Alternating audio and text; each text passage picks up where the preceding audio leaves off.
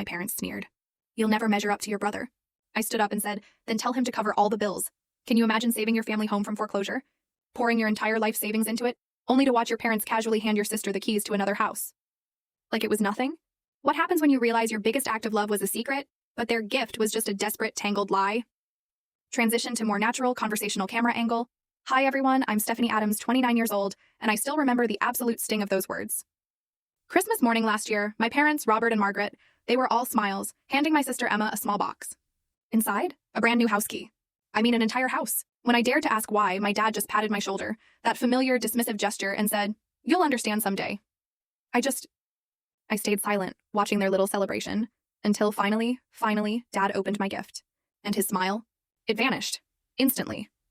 Growing up in our suburban Boston home, the dynamic between Emma and me, it was always complicated.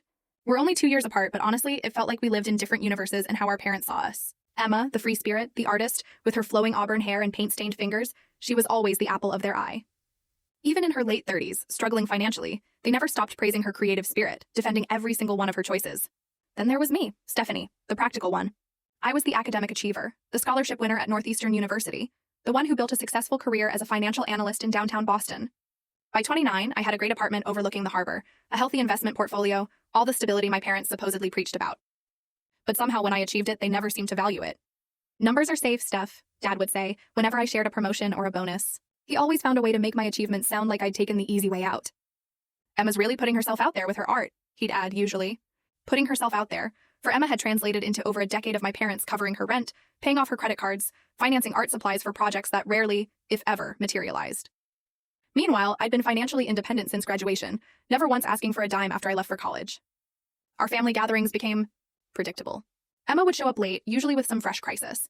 A gallery that fell through, a boyfriend who just didn't understand her vision. And my parents?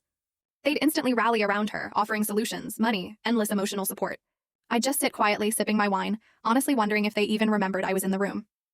Thanksgiving the year before had been particularly rough. I'd just closed a major account at work, securing my position during company-wide layoffs, and I was about to get a huge year-end bonus.